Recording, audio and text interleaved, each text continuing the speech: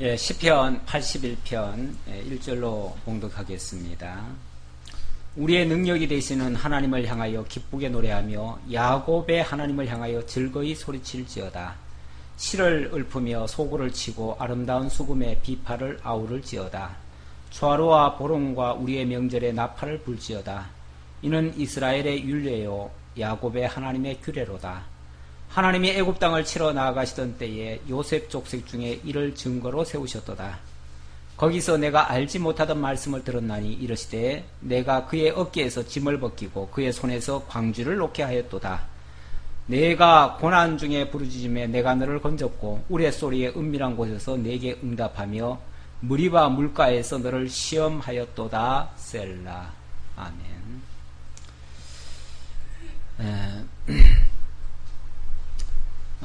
73편부터가 선민나라 분국 때의 말씀인데요.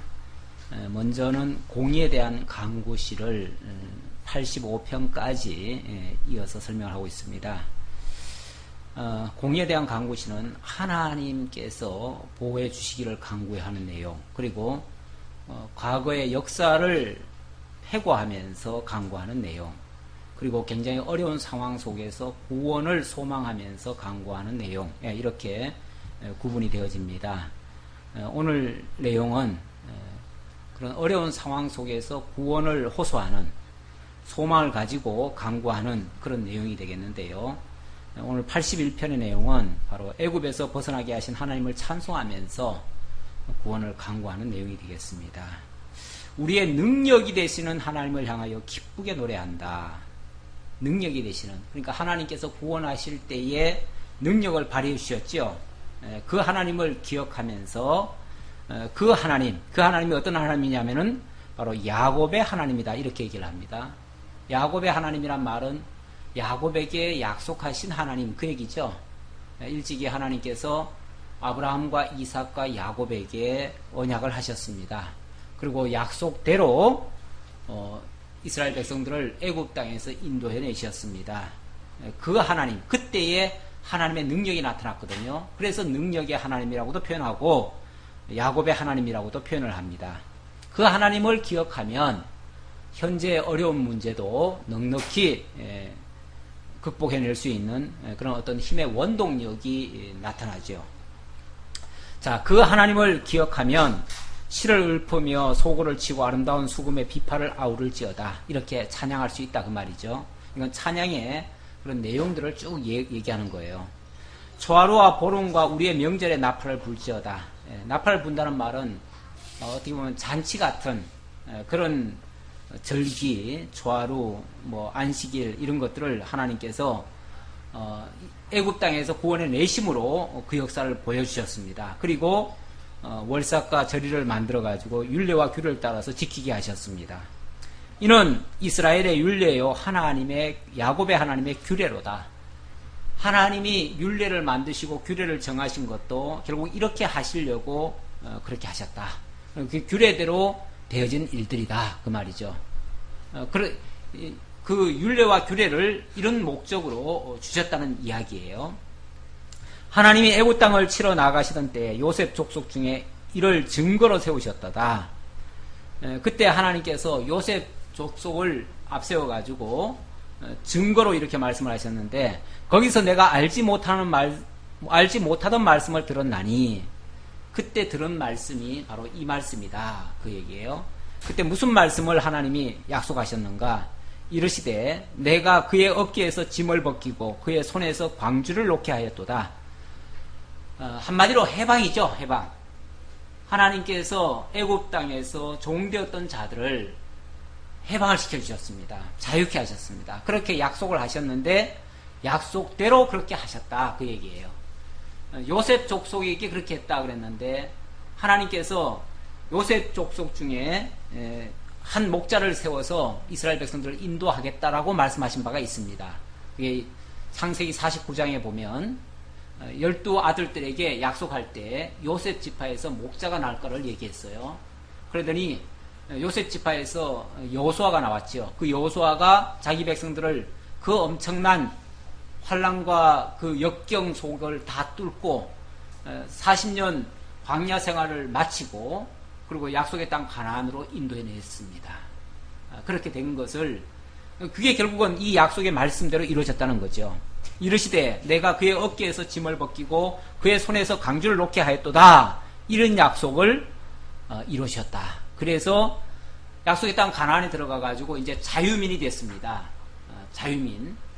그래서 그때는 세상 어느 나라도 이스라엘을 감당치도 못하고 이스라엘을 제어하지도 못하는 완전한 자유인을 만들었어요.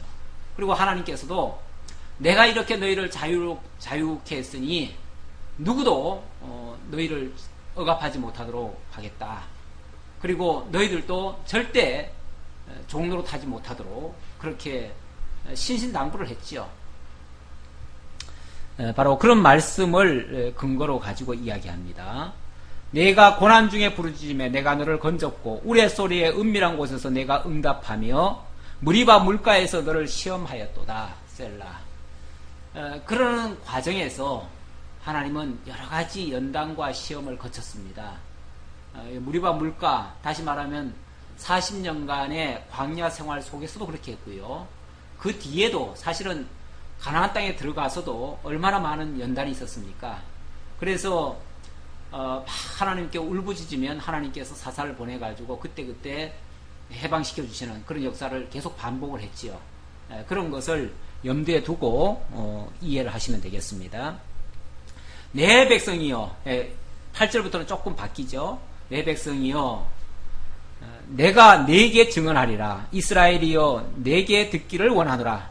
과거에 이런 역사가 있었다는 걸 먼저 언급하면서 이제 현실로 돌아와 보면 이제 이런 하나님이 이제 너희와 함께하고 있다. 그러니 너희가 아무리 지금 어렵더라도 하나님께서 능히 그렇게 하신 하나님이 너희를 능하신 손으로 구원해 내실 거다. 그리고 너희는 그 약속을 믿고 나아가라. 이런 뜻이겠죠. 그래서 내가 네게 증언하리라. 이스라엘이여, 네게 듣기를 원하노라. 너희 중에 다른 신을 두지 말며 이방신에게 절하지 말지어다. 아무리 힘들어도 다른 신을 의지하지 말아라. 사람들이요, 다른 신을 자꾸 의지하거나 자꾸 딴 데다 눈길을 두는 거는 현재가 잘 해석이 안 되든지 현재가 잘 극복이 안 되든지 그럴 때에 자꾸 딴 데다가 마음을 씁니다. 근데 그러지 말라 그 말이죠. 나는 너를 애굽 땅에서 인도하여 낸 여호와 내 하나님이니 내 입을 크게 열라. 내가 채우리라. 입을 크게 열라. 채우리라. 이 말씀 때문에 또 우리가 큰 욕심을 가지고 막 입을 크게 벌려가지고 하나님 막 구하면은 구하는 대로 다 들어준다. 이렇게 이제 받아들일 수도 있어요. 실제로 이렇게 가르치시는 분도 있죠. 이런 말씀 가지고. 내 입을 크게 열라. 큰 뜻을 품고 큰 포부를 가지고 큰 계획을 세워놓고 그리고 하면은 하나님 다 채워준다. 하나님이 안 채워주는 이유는 네 그릇이 하도 종쟁이만큼 조그만해가지고 다시 말하면 우리가 아무런 계획도 없고 아무런 어떤 뭐 의지도 없고 그러니까 하나님이 안 채워주는 거 아니냐. 일단 그릇부터 키워라. 그래가지고 아주 큰 막 계획을 세우도록 그렇게 요구를 하는 경우가 있는데 그런 식으로 이해를 하면 안 되죠. 그렇죠? 지금 그 얘기입니까? 지금 이게 맥락 속에서 보면 하나님께서 지금 과거에 그렇게 능력의 하나님으로서 애굽 땅에서 인도해 내셔서 자유케 하셨잖아요. 근데 지금 어디가 있습니까? 다시 종된 삶을 지금 살려고 하고 있잖아요. 그렇죠? 죄악의 다시 구렁텅이 속으로 들어가고 다시 그 어둠 속을 지금 헤매고 있어요. 그러면서 지금 쉽게 말하면 지금 죽겠다고 지금 그러는 거거든요. 그러니까 그 하나님을 다시 찾으라는 거죠. 그 하나님을 의지하라는 거죠. 자꾸 다른 거 찾지 말고 다른 계획하지 말고 하나님만 의지하라는 거죠. 그러면은 다시 그분이 능력이 모자라서 너희들에게 잠잠하겠느냐 그 말이죠. 그분이 힘이 모자라가지고 너희들을 지금 이렇게 내버려 두고 있겠느냐 그 말이죠. 그분은 능력의 하나님이에요. 서두가 능력의 하나님이라고 했잖아요. 얼마든지 해주실 수 있는 분이다 그 말이죠. 그러니까 내 입을 크게 열라. 그 말은 그 약속을 믿고 구하라. 하나님께 의지해라 그 말이죠. 그런데 내 백성이 내 소리를 듣지 아니하며 이스라엘이 나를 원하지 아니하였도다. 그런데 현실은 어때요? 나를 의지를 하지 않아요. 하나님이. 아니 백성들이 하나님을 의지를 하지 않아요. 현실은. 그러면서 힘들다고만 그래요. 이게 답답한 거죠. 답답해요. 내 백성이 내 소리를 듣지 아니하며 내 소리를 듣지 않는다. 하나님의 말씀에 하나님은 내 소리를 들으라 그러거든요. 들으라가 뭐냐면 쇠마입니다. 쇠마. 이스라엘의 그걸 뭐라고 그럽니까? 이스라엘의 그러니까 이스라엘 백성들은요 문지방에도 그 성구가 있죠. 문설주에도 있고 나가면서 들어오면서 항상 뭐 그러니까 이마에도 있고 뭐 손에도 있고 뭐 어깨 가슴 뭐 다 있어요. 집도 그냥 구석구석이 다 하나님의 말씀이 있어요. 내용은 뭐냐면 들으라는 거예요. 들으라는 거. 내 말을 들으라. 그 들으라는 말이 쇠마라고 그러는데 쇠마.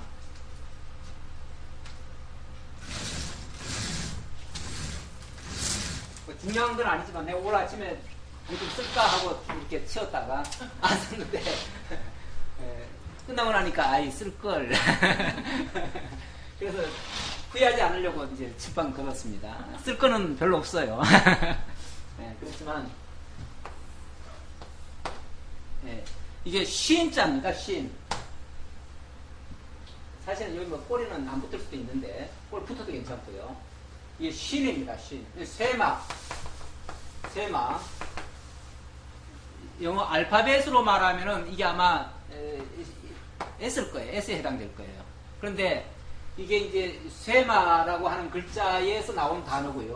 이 단어를 하나님을 칭할 때 또는 하나님의 뜻을 칭할 때 이 쇠마라고 하는 이 표시를 씁니다. 써가지고 그래서 이스라엘의 그걸 뭐라고 그러는데 거기에 보면은 항상 이런 표시가 있어요. 이런 표시가 있어요. 마치 암호처럼 이렇게 돼 있어요. 돼 있는데 이게 이제 이 쇠마라는 뜻입니다. 원래 글자는 이런 글자예요. 이런 글자인데 제가 최근에 안 건데요. 성전의 모습을 성전 그 지은 그 지형 있잖아요. 지형이 이렇게 생겼어요. 이렇게 생겼고 그 지형에 새 골짜기가 있고 또 산봉우리가 세 개가 있어요. 그것도 이 쇠마를 뜻하고 있어요. 거기에 이제 한 산이 시온산이고, 거기에 이제 뭐 갈보리산 뭐 그런 산들 있죠? 그런 산들이 그게 산 봉우리들이에요. 거기에 다 있는 산들이에요. 거기에 산이 세 개가 있고, 글자도 이렇게 돼 있고, 그래서 이스라엘 백성들은 이 글자만 보면은 하나님의 말씀이 생각나요. 그러니까 항상 하나님의 말씀에 집중하도록 한 거예요. 그러니까 얼마나 그게 그냥 마치 때 사무치도록 그렇게 증가하겠습니까? 그래서 항상 들으라 이런 소리를 많이 하는데 말씀을 들어야죠. 그러니까 계속 듣도록 하시는 거죠. 하나님은 말씀을 듣도록 하시기 위해서 이렇게 쓰여 주시기도 하고 읽게도 하시고 또 해석하게도 하시고 이렇게 하셨습니다. 자, 몇 절입니까? 11절. 그러므로 그런데도 내 목소리를 들으라고 했는데도 안 들었다. 들으라고 이런 글자를 주고 이 글자에 대한 의미도 주고 그걸 가지고 형상으로도 만들어 놓고 어떻게 보면은 글자를 가지고 형상을 만들어 놓고까지도 했는데도 사람들이 안 들었다. 뿐만 아니라 이스라엘이 나를 원하지 아니하였도다. 내 목소리를 안 듣는다는 것은 날 원하지 않는다는 거다 이 말이죠. 그렇죠? 원한다면 목소리 듣죠. 듣고 싶죠. 사실 교회도 그렇죠. 교회도 나는 막 주님은 너무너무 사랑해요. 그런데 교회는 안 나와. 그러면 진짜 사랑하는 건가요? 말씀은 듣기 싫은데 주님은 좋아. 이게 뭔가 앞뒤가 안 맞는 얘기죠. 주님을 사랑한다면 말씀 듣기를 좋아하는 것이고 말씀 듣기를 좋아한다면 교회 나오기를 기뻐하는 것이고 이게 다 사실 같이 연결되는 거거든요. 근데 이게 이루어지지 않는다고 하면서 말로만 나는 하나님 사랑해요. 이거는 거짓말이죠. 안 맞는 얘기죠. 그러니까 정말 하나님을 사랑한다면 그게 믿음을 보이라는 말도 그런 의미예요, 사실은. 야고보가 내 믿음을 보여라. 네가 믿는다면 믿음을 보여라. 그게 교회는 안 나오면서 나는 하나님 믿어요. 그 말이 안 되잖아요. 그건 열심을 낼 때에 비로소 그 믿음이 있다는 걸 증명하는 거죠. 자, 이스라엘 백성들이 결국은 하나님 말씀을 안 들었다. 그러면서 나는 하나님 사랑합니다. 하나님 뜻대로 살겠습니다. 맨 거짓말이라는 거죠, 그게. 그러니까 이스라엘 백성들이 막 제사는 드리고 뭘 하고 막 했는데 실제로 그 말씀에 귀를 안 기울였어요. 그래서 하나님이 그런 걸 책망을 하셨어요. 그러므로 내가 그의 마음을 완악한 대로 버려두어.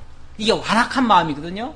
완악한 마음이니까 그 완악한 마음을 하나님께서 그걸 뜯어 고치는 게 아니라 내버려 뒀대요. 내버려 두니까 그의 임의대로 행하게 하였도다. 임의대로 하더라. 자기 소견에 옳은 대로 행했다 그 말이죠. 그러니까 지 마음대로 간 거죠. 지 마음대로 가니까 하나님 어떻게 해요? 결국은 나라를 쪼개주시고 먼 나라로 쫓겨가기도 하시고 이렇게 하시는 거죠. 13절. 자, 그런 가운데서도 다시 한번 촉구를 합니다. 내 백성아 내 말을 들으라. 이스라엘아 내 도를 따르라. 내 말을 들으라. 또 들으라 그러네요. 쇠마 또 들으라. 이스라엘아 내 도를 따르라. 똑같은 얘기예요. 내 말을 듣는 게 곧 도를 따르는 거예요.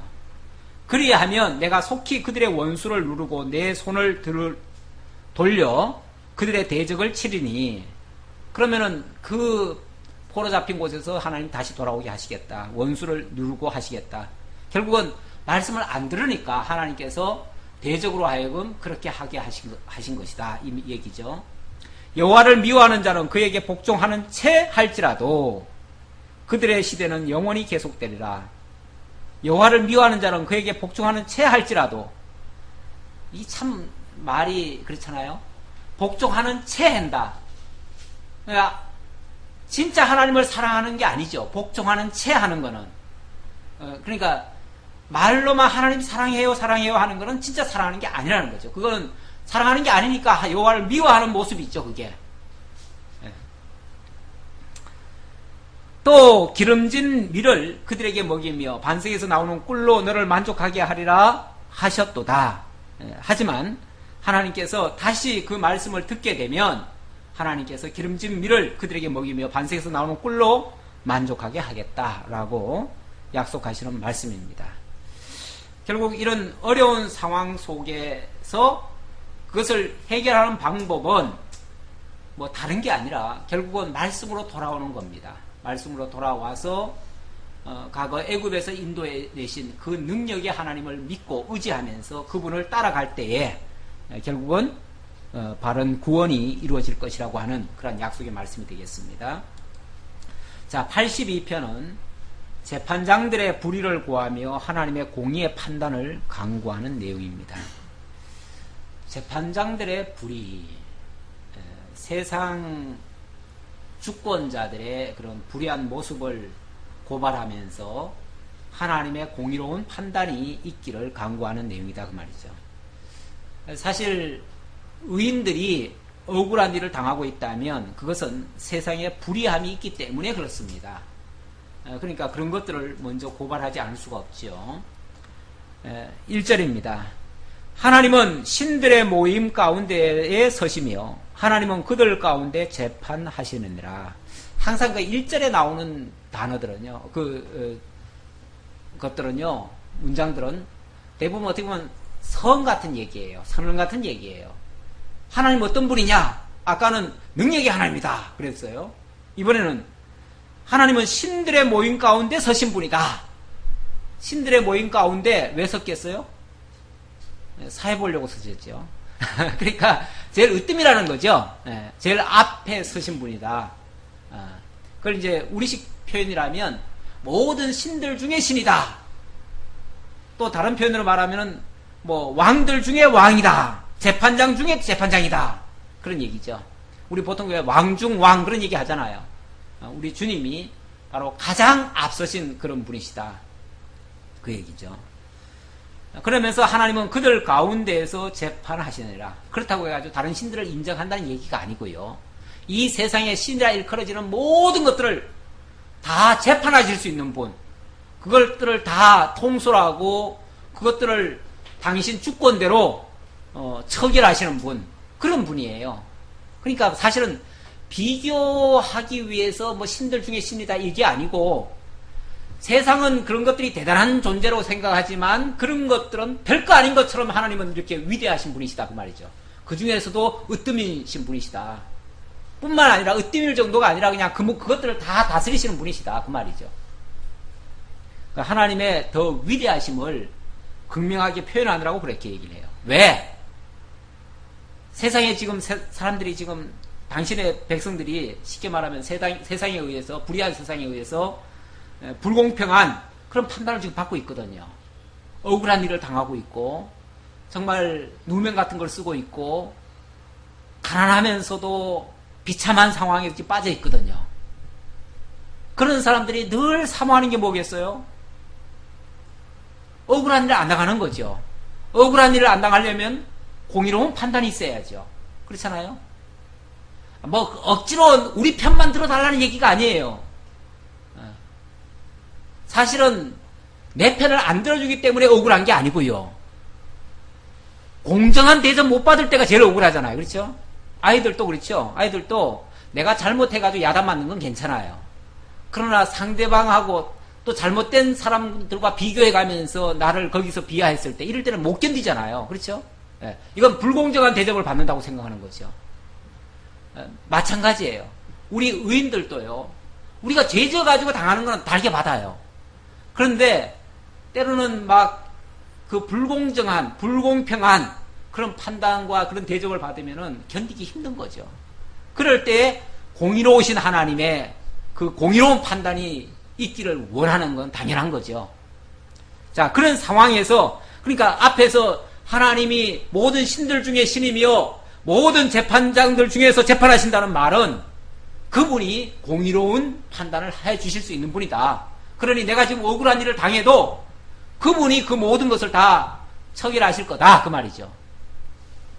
이걸 먼저 던져놓고 하는 이유는, 그러니 걱정 말라 그 말이죠. 지금 현재 억울한 일 당하고 있느냐?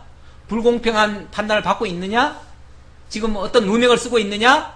지금 가난하고 지금 억울하고 온갖 불의를 당하고 있느냐? 걱정하지 말라 그 말이죠. 왜? 우리를 판단하실 공의로우신 하나님이 계시니까. 진짜 우리를 바르게 인도해 주실 그런 재판장이 계시니까 그 말이죠. 너희가 불공평한 판단을 하며 악인의 낫 보기를 언제까지 하려느냐? 네. 그런 억울한 일을 당하는 것을 언제까지 당하고만 있겠느냐? 뭐 그런 얘기일 수도 있죠. 네.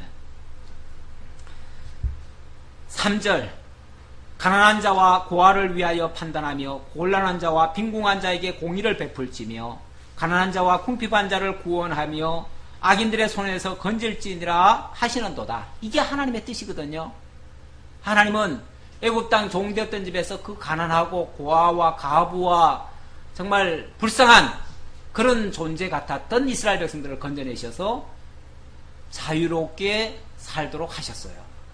더 이상 종노릇하지 않게 하셨어요. 더 이상 억울한 일 당하지 않도록 하셨어요. 그런데 지금 그런 대접을 받고 있거든요.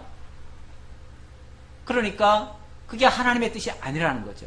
그건 그 악한 자들의 잘못된 불공평한 판단에 의해서 그렇게 됐다는 거죠.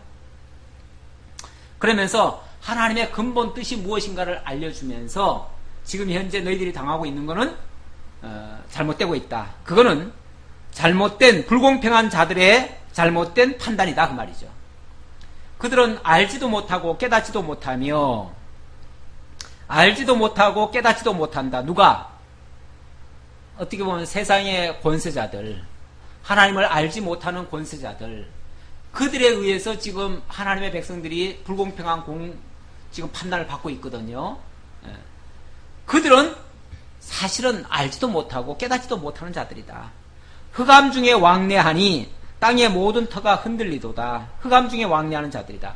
깨닫지도 못하면서 결국은 억울한 일에 만드니까 내가 말하기를 너희는 신들이며 다 지존자의 아들들이라 하였으나 그러나 너희는 사람처럼 죽으며 고관에 하나같이 넘어지리로다. 너희는 신들이며 다 지존자의 아들이다. 이제 하나님의 백성들, 언약 자손들, 신들이라고 표현을 했는데, 이제 뭐 번역하다 보니까 우리가 마치 신들인 것처럼 얘기를 하는데, 영적인 존재라는 얘기죠.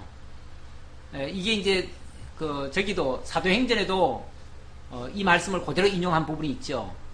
사도행전 바울이 아테네 광장에서 헬라 철학자들하고 대화하다가 너희는 신들의 소생이다 그런 말을 했잖아요. 그런데 너희가 종교성이 많아가지고 하나님의 아들들이 저 우상에게다 절하는 게 말이 되는 얘기냐 이런 뜻으로 이제 얘기한 거죠. 우리가 하나님의 자녀들이다 그 얘기한 건데 여기다 이제 문자 그대로 번역을 하다 보니까 너희는 신들이다 이렇게 얘기했는데 신의 소생, 다시 말하면 하나님의 자녀들이다 그 얘기예요. 그리고 영적인 존재들이다. 그래서 지존자의 아들들이라. 지존자는 세상에 여러 신들이 다 지존자가 아니고요. 하나님만이 지존자입니다. 하나님만이 스스로 자존하시는 분이시고 지극히 존귀와 영광을 받기에 합당하신 분이십니다. 그분의 아들들이 바로 우리들이다 그 말이에요. 하나님의 백성들이다 그 말이에요. 그런데 하나님의 백성들이 하나님의 백성다운 그런 모습으로 대접을 받고 평가를 받는 게 아니라 마치 사람처럼, 여기 사람처럼은 저 이방인들, 하나님 알지도 못하는 사람들, 어찌 보면 살았으나 실상은 죽은 자들처럼, 범인들처럼 그 말이에요. 그런 사람들처럼 죽으며 고관에 하나같이 넘어지리로다. 정말 하나님 알지 못하고 무지몽매하게 불의한 재판하던 그런 사람들처럼 죽는다 그 말이에요. 보잘것없이. 그러니 어떻게 해요? 하나님이여 일어나사 세상을 심판하소서. 저러한 불의한 자들을 그냥 내버려 두시면 안 됩니다. 그 얘기죠. 그러니까 하나님이 일어나셔서 세상을 심판하소서. 공의로운 심판을 좀 하나님이 하셔야 됩니다. 그 말이죠. 저 세상 사람들에게 내맡겨 놓으면 불공평한 재판이 계속 이루어지고 거기에는 의인들이 계속 억울한 일을 계속 당하니까 하나님이 일어나셔서 하나님이 재판을 하셔야 됩니다. 그 말이죠. 왜냐하면 모든 나라가 주의 소유이기 때문이니이다. 결국 하나님 아래에 있는 존재들 아닙니까? 세상에 뭐 하나님 택한 백성들은 당연하고 사실은 모든 세상 자체가 다 하나님의 소유 아래에 있는 것들 아닙니까? 그러니까 하나님의 공평한 재판이 있어야 그런 것들이 억울한 일을 안 당하고 세상에 공의가 드러날 거 아닙니까? 그 말이죠. 그래서 그러니까 세상, 어떻게 보면 세상 고관들의 불의를 고하면서 하나님의 공의의 판단을 고한 그런 내용이 되었습니다. 자, 이제 83편으로 넘어갑니다. 83편은 뭐 비슷한 맥락이지만요. 이스라엘을 끊으려고 동맹한 열방들을 고하면서 구원을 강구합니다. 자, 그러니까 어려운 상황은 비슷하다고 볼 수 있고요. 그 대상이 누구냐, 어렵게 하는 대상이 누구냐 그 말이에요. 이번에는 아까는 불의한 재판관이었다면 이번에는 열방 나라들, 하나님을 알지 못하는 그 무지몽매한 나라들이 이 언약 백성들, 언약 나라를 굉장히 지금 괴롭히고 있다는 거죠. 그런 상황 속에서 우리를 건져 달라라고 강구하는 내용이다 그 말이에요. 하나님이여 침묵하지 마소서. 하나님이여 잠잠하지 마시고 조용하지 마소서. 무릇 주의 원수들이 떠들며 주를 미워하는 자들이 머리를 들었나이다. 그런데 사실 뭐 당하는 입장에서는요, 너무너무 고통을 오랫동안 당하지만은 하나님의 도우심이나 위로가 빨리빨리 안 이루어지니까 그것 때문에 정말 하나님은 잠잠한 것 같고 하나님은 주무시는 것 같고 하나님은 심지어는 이제 하나님은 아니 계신 것 같기도 하고 이렇게까지 의심이 들 수도 있죠. 그러니까 이제 초조하면 이런 소리를 하게 되는 거죠. 하나님이여 침묵하지 마소서. 잠잠하지 마시고 조용하지 마소서. 무릇 주의 원수들이 떠돌며 주를 미워하는 자들이 머리를 들었나이다. 하나님이 잠잠한 동안에 저 원수들은 고개를 뻣뻣이 쳐들고 자기네들이 승리한 줄로 착각하고 마냥 지금 막 행패를 부리고 있지 않습니까? 그 말이죠. 그런데도 하나님이 가만히 계시면 저들이 얼마나 큰 소리로 떠들면서 하나님을 조롱하고 언약 백성들을 조롱하겠습니까? 그 얘기죠. 그들이 주의 백성을 치려하여 관계를 꾀하며 주께서 숨기신 자를 치려고 서로 의논하여 말하기를 가서 그들을 멸하여 다시 나라가 되지 못하게 하여 이스라엘의 이름으로 다시는 기억되지 못하게 하자 하나이다. 저 원수들의 계획은요, 이 지구상에서 그냥 이스라엘이라는 나라를 멸하고 싶어요. 예. 우리 하나님 참 특이하게 만드셨어요. 이스라엘이라는 나라.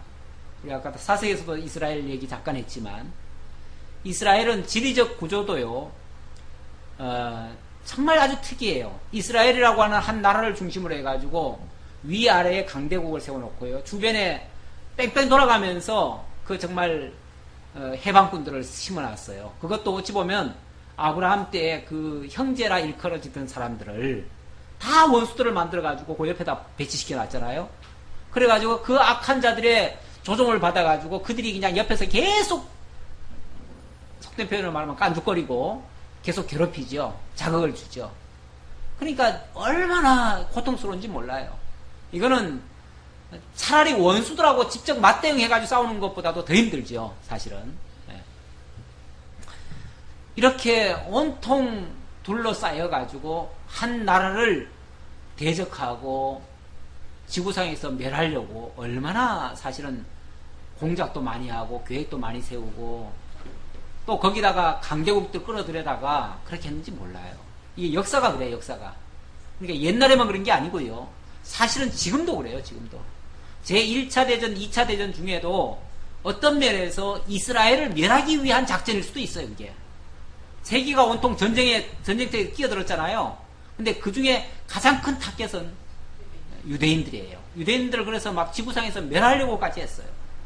근데 기가 막힌 것은 그럴 적마다 오히려 유대인들이 살아나죠. 살아나고 사실은 유대인들이 해방되자마자요, 곧바로 이집트나 그 주변 나라들, 시리아, 남쪽은 이집트, 북쪽은 시리아 아닙니까? 여기서 그냥 샌드위치처럼 위아래에서 그냥 내리눌러가지고 그냥 너희들 쉽게 말하면 독립 선포하면은 우리는 바로 공격한다. 그래가지고 전쟁이 일어났잖아요. 바로 전쟁이 일어났어요, 실제로. 그런데 희한한 거는요, 6일 만에 이스라엘이 이겼다는 거 아닙니까? 기가 막혀요. 이건 세계 역사상 이런 전쟁은 없어요. 이스라엘은 이제 갓 해방이 돼가지고요, 무기도 없었어요. 무기도 없었는데 워낙 위기가 다가오고 그 위아래에서 막 공격을 해오고 그러니까요, 다급해가지고 이스라엘이 해방을 선언을 해야 되겠는데 선언하는 순간 곧바로 그냥 공격을 받거든요.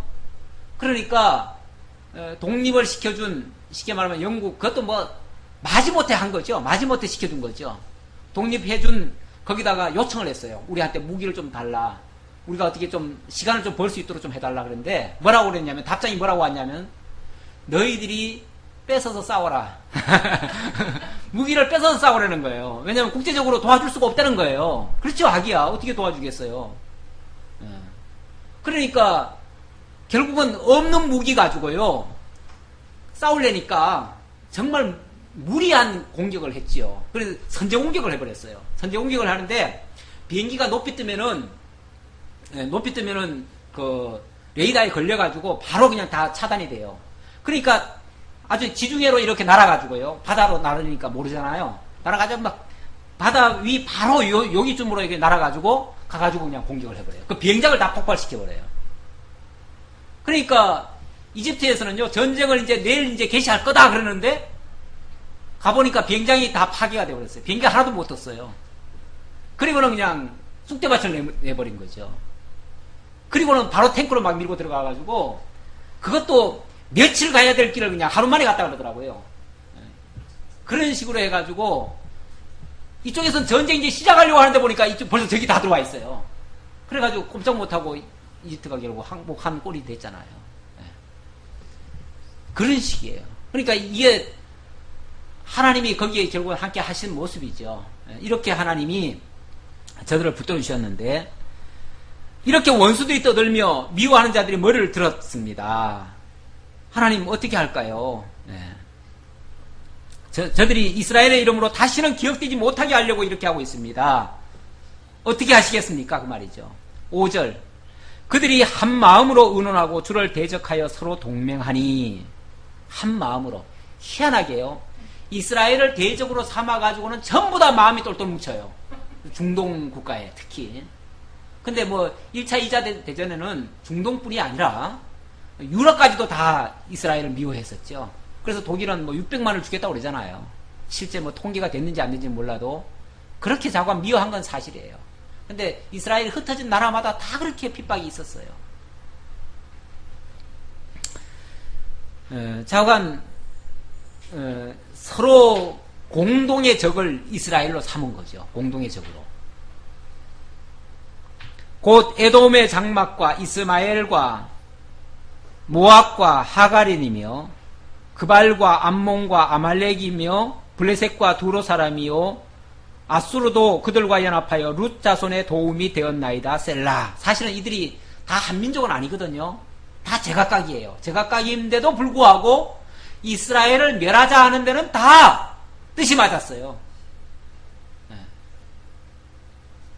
네. 이거는 뭐 그 당시의 역사는 이랬었는데 채근레사의 역사에서도 마찬가지다 그 말이죠. 제가 아까 예를 든 거는 채근레사도 그랬었다 그 말이죠. 자, 그러나 우리 하나님 어떤 신분입니까? 그렇게 원수들이 애워싸고 멸하고자 했어도 이스라엘을 멸하지는 못했습니다. 그렇죠? 과거에 그렇게 멸하고자 했음에도 불구하고 이스라엘을 멸하지 못했던 것처럼 지금도 하나님이 그렇게 해주실 줄로 믿습니다. 그 말이죠. 그러니까 그렇게 하신 하나님만 기억한다면 낙심하지 않을 수 있다는 얘기죠. 결론적인 말씀은. 그래서 9절부터는 이렇게 말합니다. 주는 미디안인에게 행하신 것 같이 기손신에서 시스라와 야빈에게 행하신 것 같이 그들에게도 행하소서. 예, 이 미디안 또 시스라와 야빈 이게 이제 그 사사시대 때 기드온 전쟁인가요? 그리고 바락 전쟁, 드보라 전쟁 뭐 이럴 때 얘기죠. 예. 그럴 때에 하나님이 정말 기적 같은 역사로 그 대군들을 물리쳤잖아요. 예를 들면 이 미디안 전쟁 같은 경우는 이거 누굽니까? 기드온이 뭐 갑자기 부름 받았잖아요. 뭐 서로 그냥 뭐 밭갈다가 하나님 부름 받았잖아요. 부름 받았는데 처음에 그냥 전쟁터에 나가자 그랬더니 한 2만 명인가 3만 명인가 모여들었죠. 근데 하나님 뭐라 그럽니까? 너무 많다. 다 내보내라. 그래가지고 뭐 29,300명이 다 나갔죠. 29,700명이 갔나요? 예. 그렇게 다 갔죠. 그리고 마지막 남은 사람은 그것도 몇 단계 걸쳐서 시험해가지고 마지막 남은 사람은 300명밖에 없었잖아요. 근데 그 300명 가지고 어떻게 전쟁할까 했는데 기가 막히게 그 300명 가지고 그 대군을 다 물리치잖아요. 예. 보리떡 같은 드보라. 예. 보리떡 같은 드보라가 결국은 그 대적을 다 쳐서 이깁니다. 시스라와 야빈도 마찬가지죠. 시스라와 야빈 때는 한 여인이 그 대적의 그 대장을 뭘로 하죠? 찔러 죽이고, 에? 뭘로 이렇게 찍었죠? 잠깐 뭐 찍었어요. 그래서 여인에게 파셨다 그러죠. 하나님 여인에게 파셨다. 실제로 드보라한테도 파셨고요. 예. 그 여인에게, 그러니까 뭐 여자를 무시하는 얘기가 아니라 여자들이 사실은 좀 약하잖아요. 사실은 전쟁 싸움으로 힘으로 말하자면 여자들은 약합니다. 약한데 하나님은 그 약한 자에게 강한 자를 붙여가지고 이기게 하셨다 그 말이죠. 그러니까 하나님이 그 약한 자 편에 서신 하나님. 아까는 그 약하고 가난하고 뭐 병들고 이런 자들의 하나님이 되셔가지고 능력의 하나님을 얘기하셨는데 뭐 같은 의미죠. 의미상으로는 뭐 상황이 달라서 다른 얘기지만은. 자, 그 다음 10절 그들은 엔돌에서 패망하여 땅에 거름이 되었나이다. 그들의 귀인들이 오렉과 새 같게 하시며 그들의 모든 고관들은 세바와 살문나와 같게 하소서. 기드온인가요? 기드온이 나중에 돌아올 때 이 세바와 살문나 얘기를 하죠. 그래서 뭐 찔레로 찔러서 죽이듯이 그런 식으로 했다. 뭐 그런 얘기를 하는데 그렇게 했다는 거죠. 결국은 대적들이 다 창피를 당하고 다 물러갔지요. 그들이 말하기를 우리가 하나님의 목장을 우리의 소유로 취하자 하였나이다. 그 대적들이 그렇게 했다는 거죠. 대적들이 하나님의 목장을 자기들의 소유로 취하자. 저것들은 다 쓸어버리자. 그리고 다 빼앗자. 이렇게 했는데 우리 하나님이 그렇게 내버려 두시나요? 13절 나의 하나님이여 그들이 굴러가는 건불 같게 하시며 바람에 날리는 지푸라기 같게 하소서. 살림을 사르는 불과 산에 붙는 불길같이. 사실 그 살림이 대단하게 커 보이고 뭐 웅장해 보이고 뭐 힘도 있어 보이지만 사실은 그 사르는 불 앞에 다 망가지잖아요. 그렇죠? 불은 힘이 약해 보이고 작아도 그게 결국 전 살림을 다 불태워버릴 수 있잖아요. 그러니 그 불의 능력이 그 살림의 그 힘보다도 더 큰 거죠. 어떤 면에서. 그런 것처럼 우리 하나님의 역사가 나타나면 그까지 아무리 커봤자 대적들은 그 불에 타버리는 살림 같다 그 말이죠. 살림이 덩치는 크지만은 불 앞에 아무것도 아닌 것처럼 우리 하나님 앞에 그 많은 대군들은 아무것도 아니라는 거죠. 살림을 사르는 불과 산에 붙는 불길같이 주의 광풍으로 그들을 쫓으시며 주의 폭풍으로 그들을 두렵게 하소서. 여호와여 그들의 얼굴에 수치가 가득하게 하사 그들이 주의 이름을 찾게 하소서. 이런 역사를 거쳐서 무엇이 드러나요? 주의 이름이 드러납니다. 그러니까 결국 하나님이 이런 역사를, 그러니까 이런 공경에 처하게 하시다가 하나님을 찾게 해가지고 하나님의 능력을 맛보게 하면 하나님의 이름을 비로소 찾게 되어질 것입니다. 그렇게 하시려고 하나님이 그렇게 역사를 해가신다. 그러니까 이런 전체적인 하나님의 역사 섭리를 이해하지 못하면 과정적으로 펼쳐지는, 눈앞에 펼쳐지는 그 일 때문에 두려워하고 떨고 낙심하고 포기하고 좌절하고 실망하는 그런 일들을 우리는 계속 거듭합니다. 그러니까 좀 우리의 안목을 좀 크게 가져야 되고요. 우리의 눈을 좀 멀리 떠서 봐야 돼요. 그래서 사건만 보지 말고 당장 눈앞에 펼쳐지는 역사만 보지 말고 하나님의 뜻을 담고 있는 하나님의 말씀을 들어야 돼요. 말씀을 들으면 하나님의 말씀은 당장 눈앞의 것만 얘기하는 게 아니잖아요. 그렇죠? 하나님의 전 역사를 얘기하고 있고 미래사를 얘기하고 있고 하나님의 결말을 얘기하고 있잖아요. 그러니까 그것까지를 우리가 알아야 현재를 넉넉히 극복해낼 수 있는 힘이 있어요. 17절 마지막 결론의 말씀입니다. 그들로 수치를 당하여 영원히 놀라게 하시며 낭패와 멸망을 당하게 하사 여호와라 이름하신 주만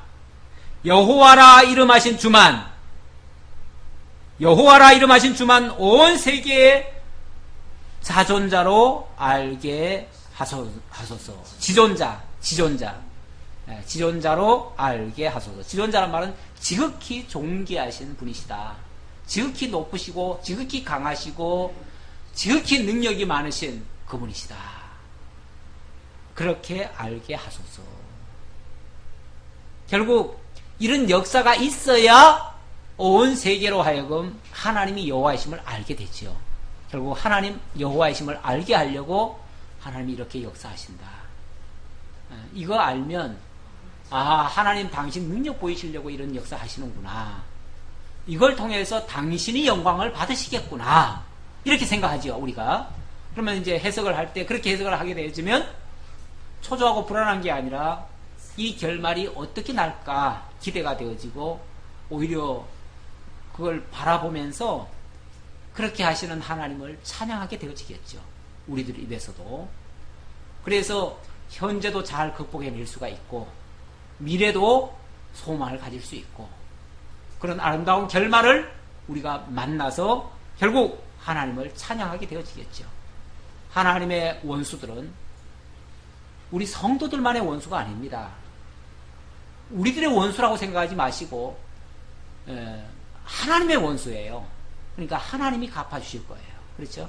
하나님 원수 갚아주실 거니까 우리는 그런 상황 속에서 좌절하지 않는 것이 가장 큰 힘입니다. 우리의 지혜와 명철은 그런 것들을 바르게 깨닫고 현명하게 대처하는 것이 우리의 지혜와 명철이라는 것을 기억하시고 오늘도 주어지는 일 앞에 하나님을 발견하고 하나님 여호와이심을 깨닫고 찬양하시는 삶이 여러분들 속에 계속 이어지기를 진심으로 기원합니다. 기도하겠습니다. 하나님 감사합니다.